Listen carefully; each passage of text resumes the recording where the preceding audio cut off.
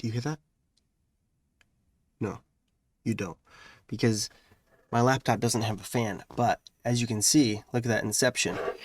I am currently using OBS to record this video on my MacBook Air M1 using the Atem Mini Switcher. Okay, and see that?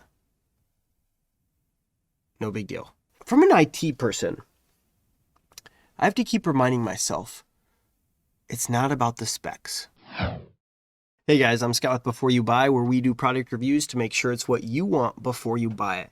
And we do all kinds of tech and fitness reviews, so if that sounds interesting to you, please consider subscribing. Now today I am reviewing the MacBook Air M1. Now, super quick background, I have, 16 years of IT experience, okay, mostly Windows, but the last handful of years have been some integrated Mac, and I've kind of moved to the Mac platform in the last few years.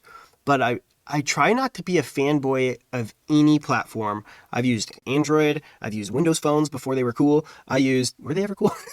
I've used Mac, I've used Apple, I went from iPhone to Apple. Anyway, I've used it all, I promise you. And I built custom PCs, I built high-end rigs, I've made servers, okay, I've done a lot of IT and computer stuff. When they kind of first started talking about these MacBook M1s, I'll be honest, I was like, great, another low-end netbooks? No, thank you. Then as we kind of got closer and closer and some, rumors started coming out, goodness sakes, I had to get into that and start reading, watching reviews. Now, there are already all kinds of comparisons of specs and benchmarks, but as much as I love those, I love to give everyday use and advice on that.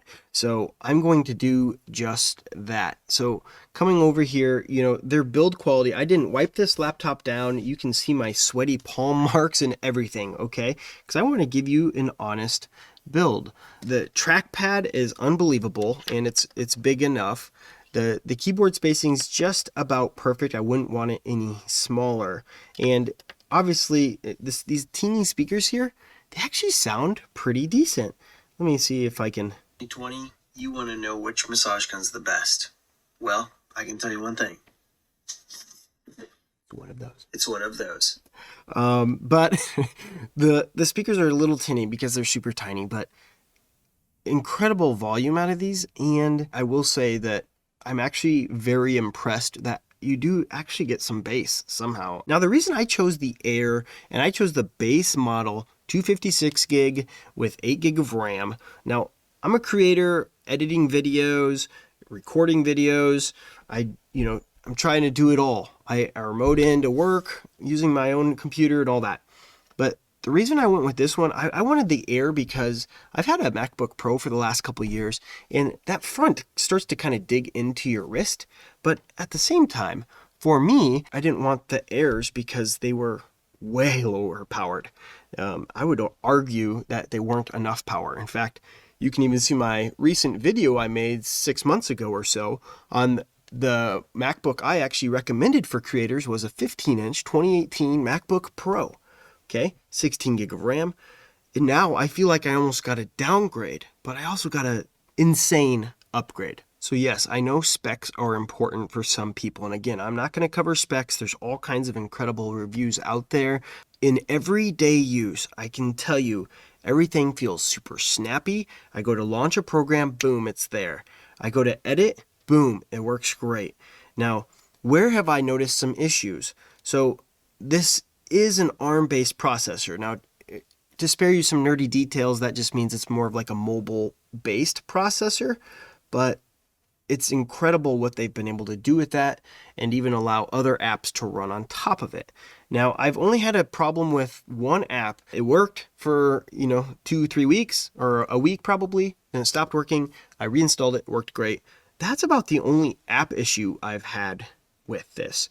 Now, I do edit in Final Cut Pro, so keep that in mind that is fully optimized for this laptop, but I used to use Davinci Resolve actually. I've never been a huge Premiere fan, probably because of the cost of it and, ongoing costs, where Final Cut Pro, it's a $300, you're done forever, you get the updates, all that. I will say Davinci Resolve also works incredibly smooth on this. I tested it for just a little bit just to make sure I could give you my honest opinion, but again, there's all kinds of videos out there comparing this cheapest laptop at $1,000, which is, I know, it's not the cheapest laptop out there, but it's the cheapest laptop by Apple, which has an insane build, by the way, to super high-end $5,000 to $10,000 computers, and this thing is beating it. From an IT person, I have to keep reminding myself, it's not about the specs. Now, I've been hearing this for a few years, that it's not about the specs. And as we got into more mobile, and especially Apple, you've noticed that they don't push the spec very much, right? You're not hearing about the processor speeds or how much RAM your iPhone has. Someone has to take it apart and analyze the chips to figure out how much RAM is in your iPhone. Why? Because they don't want you to obsess over the specs. They want you to obsess over the usability. Now, after 2 to 3 weeks of using this, I can say it's been a phenomenal experience. My other major hiccup I ever had was I wanted to really test this thing out. And partially because I have 256 gig hard drive in here, and I edit all locally, and then I upload it to my Google Drive folder. Well, I had background rendering turned on. And when I did, everything was butter smooth. Then I realized that it was using like 80 gig of my hard drive with the render files, right? So I thought, well, let me just turn off background rendering to see what happens.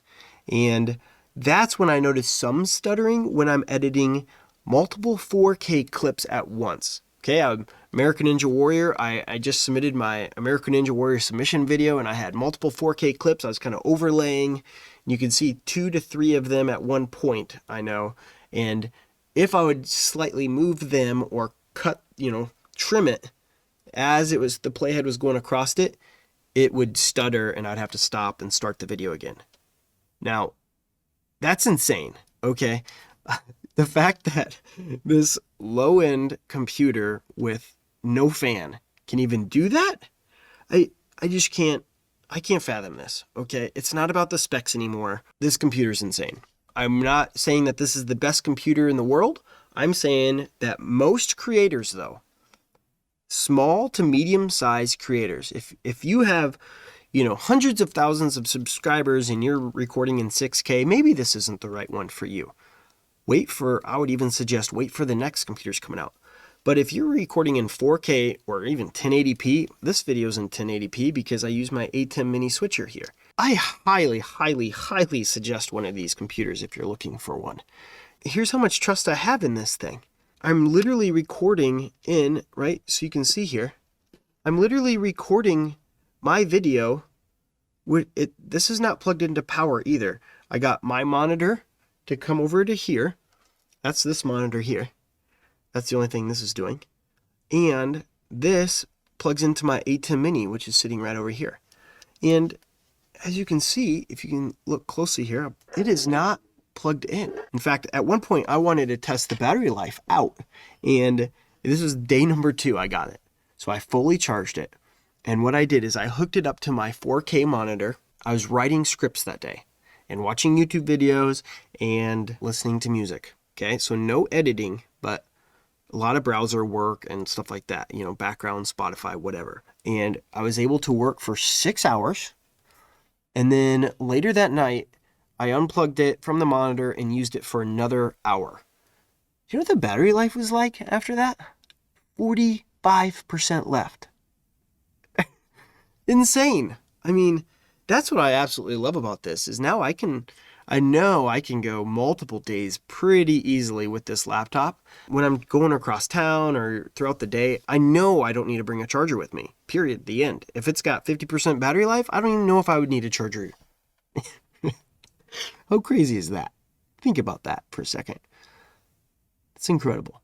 So if you have any questions at all, please leave them down in the description below. I will answer every single one. I'm happy to have great conversation with you so we can help others buy the right product. So until the next time, thanks for watching. See ya.